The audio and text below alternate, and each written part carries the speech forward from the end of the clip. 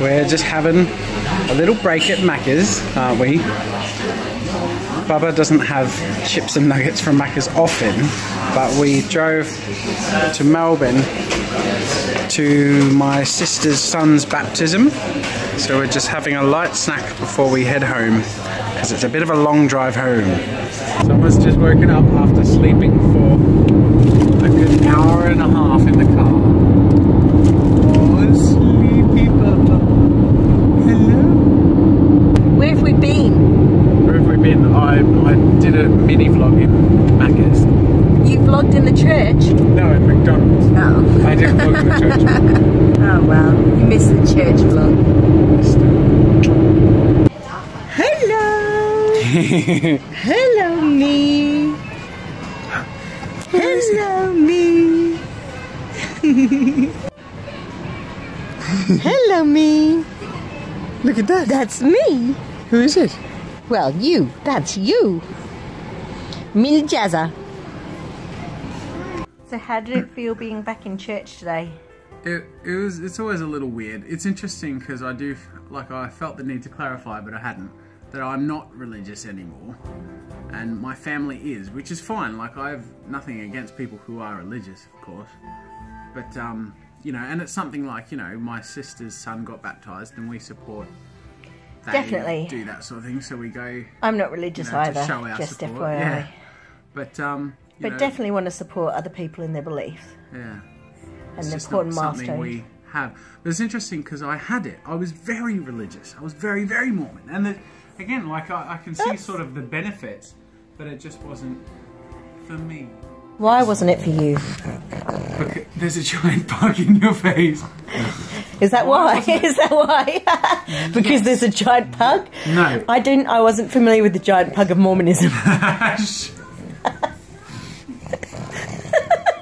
Oh, there it is. It's back again! Do you know what's interesting to me is when I say to people, or at least on the internet, if I put out there that I left Mormonism and I'm not religious anymore, there's always people who then come along and say, well, you obviously weren't in the right religion.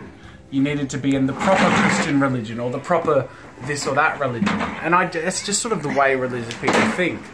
You know, like, which is, it's understandable in a sense because they feel like you're missing out on something. They feel like you're missing out on something. Yeah, they feel like our life is suffering because we are missing a core aspect of something that contributes to their life. But we don't feel like that. We don't feel that way. You know, again, like if people need it or gain from it, then that's awesome. You know, but yeah, live and let live. That's exactly right.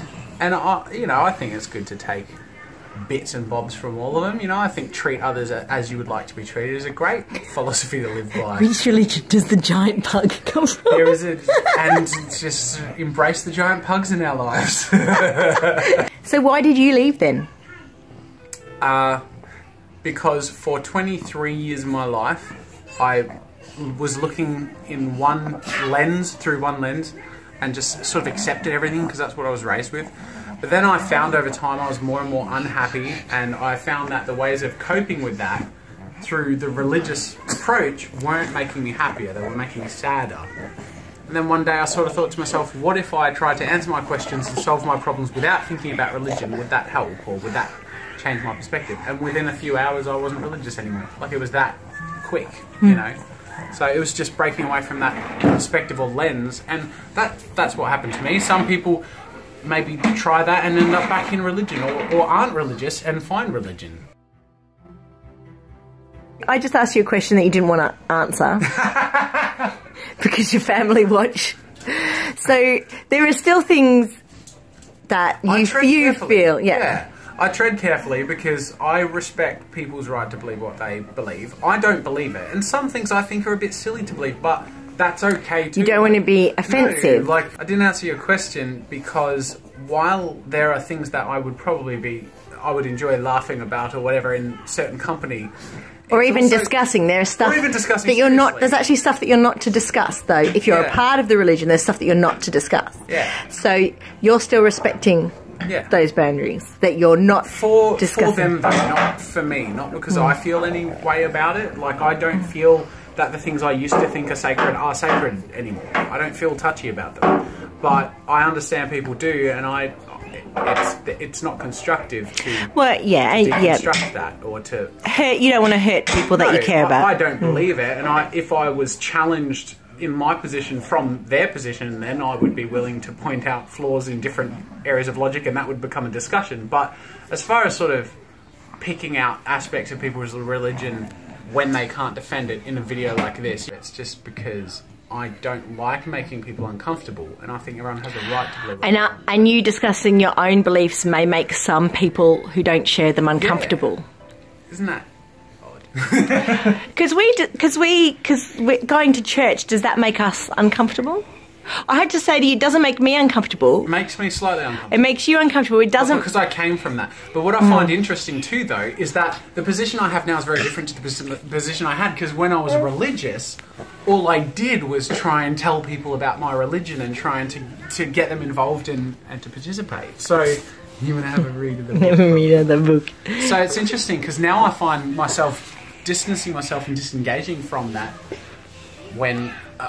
but then the opposite is irritating to religious people, and they're called militant atheists or whatever. There's this negative connotation to people who aren't religious and profess their non-belief, you know, even though it's from the same emotional position.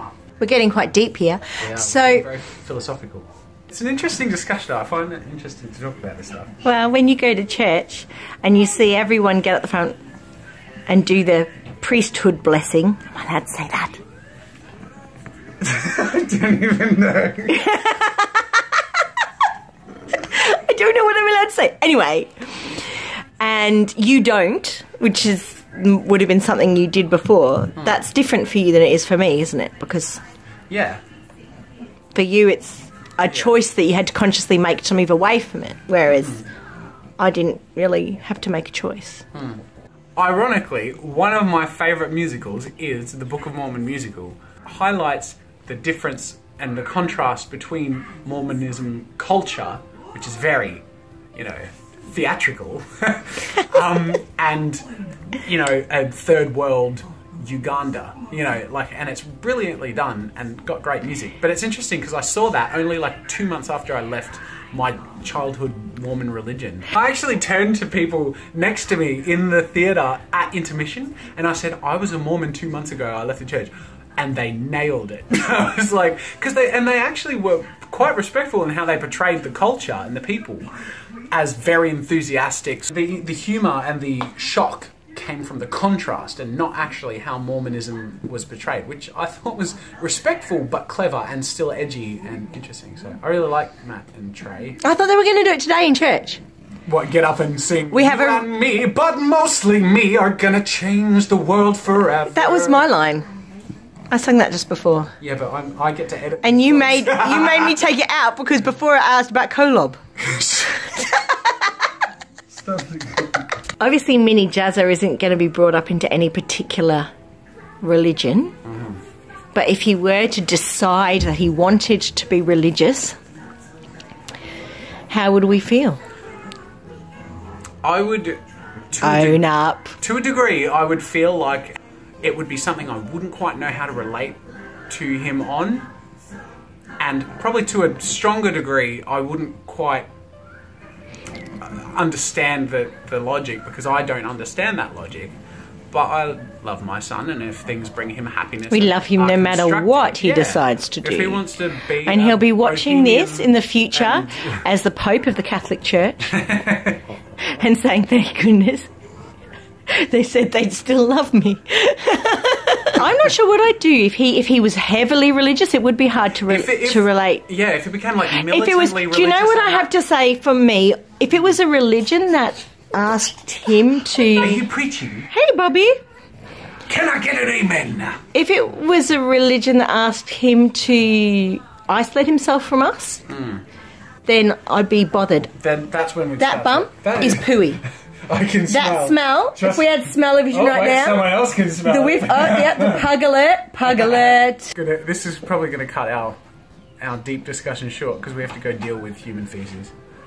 Very small human. We don't have smell-o-vision, but if we did have smell-o-vision, you would know why we're stopping now.